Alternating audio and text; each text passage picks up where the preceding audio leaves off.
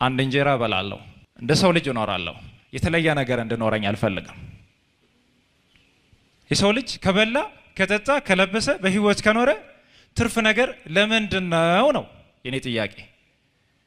ምን እናርግ ነው ምን እናርግ ለምለው